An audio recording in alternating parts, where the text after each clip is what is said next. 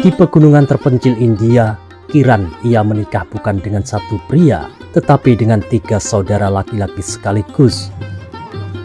Bagi sebagian orang hal ini mungkin terdengar tidak biasa, namun bagi suku tertentu di wilayah ini, tradisi tersebut dikenal sebagai poliandri, sebuah praktek kuno di mana beberapa saudara laki-laki berbagi satu istri.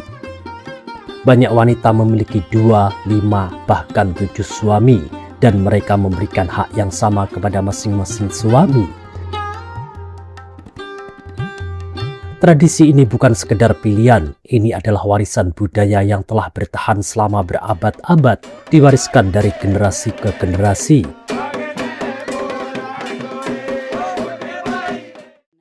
Aku memiliki 2 suami, yang satu bekerja di kebun, dan yang lainnya mengemudikan taksi di desa ini. 70.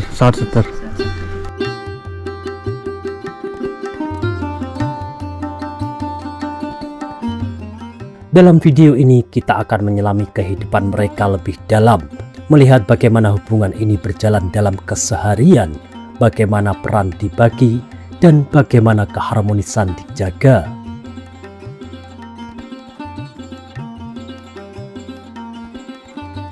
Jauh dari ibu kota India, tersembunyi jauh di dalam Himalaya, terdapat cara hidup yang sebagian besar orang belum pernah lihat. Sekelompok desa di mana wanita menikahi beberapa saudara laki-laki bukanlah hal yang tabu, melainkan tradisi. Baginya hubungan ini bukanlah beban, tetapi cara untuk menjaga keluarga tetap bersatu. Komunitas ini berada di Himachal Pradesh, adalah negara bagian paling utara di India dan berbatasan dengan wilayah Persatuan Jammu dan Kashmir. Kami menikah pada tahun 2017. Sejak 2017, kami berempat berada dalam sistem hidup jodidari atau orang menyebutnya poligami fraternal dan kami belum menghadapi masalah apapun.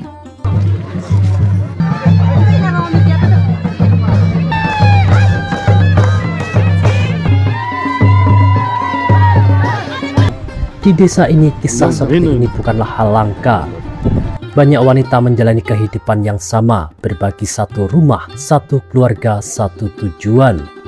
Semua dilakukan demi satu hal, agar keluarga tidak terpecah. Namun tidak semua hubungan terikat oleh darah. Ada pula poliandri non-persaudaraan, di mana para suami tidak memiliki hubungan keluarga satu sama lain. Tradisi ini bukan tanpa alasan, ia lahir dari keterbatasan. Tanah pertanian di wilayah ini sangat terbatas. Jika diwariskan dan dibagi-bagi, ia akan semakin mengecil, hingga tak lagi cukup untuk menopang kehidupan. Maka para tetua desa membuat keputusan yang tak biasa, menyatukan para saudara dalam satu pernikahan. Bukan untuk melanggar norma, tetapi untuk bertahan hidup, agar tanah tetap utuh, agar keluarga tetap bersama, dan agar tradisi tetap hidup di tengah kerasnya alam Himalaya. Sebuah bentuk pernikahan yang tidak hanya menyatukan 2 individu, tetapi juga melibatkan keputusan keluarga. Namun di balik tradisi yang kuat ini muncul satu pertanyaan penting, apakah suara perempuan benar-benar didengar?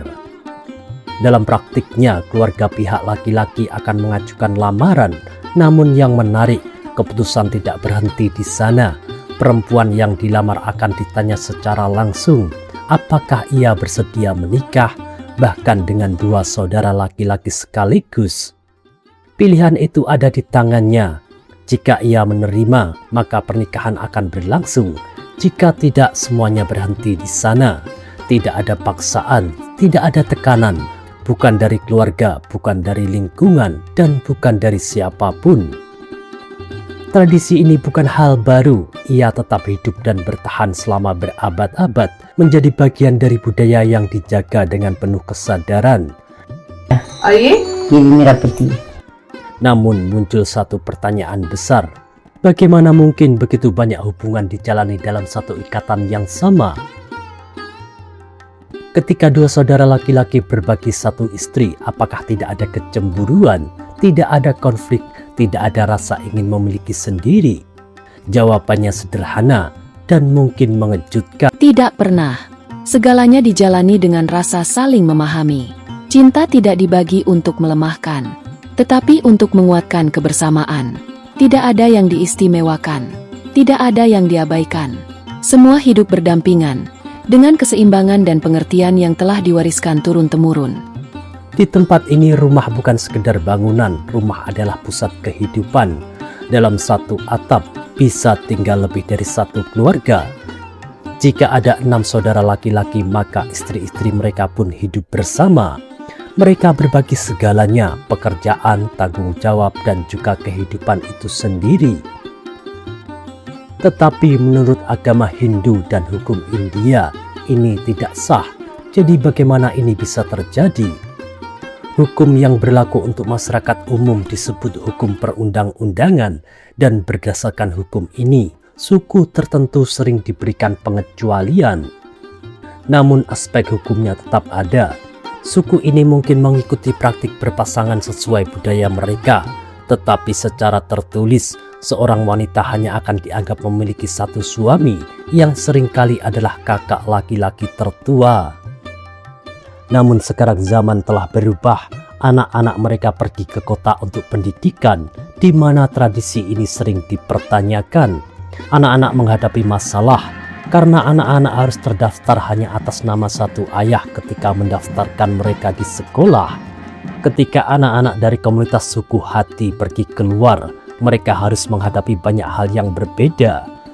Ketika dunia luar mendengar tentang tradisi ini, orang-orang sering mulai berkomentar. Anak-anak akhirnya mendengar ejekan ini berulang kali.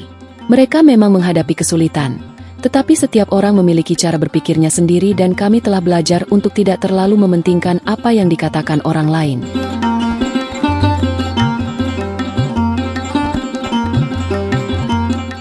Namun kini perubahan mulai merayap masuk, jalan-jalan dibuka, sinyal telepon menjangkau lembah-lembah sunyi, dan pilihan-pilihan baru hadir membawa harapan sekaligus pertanyaan.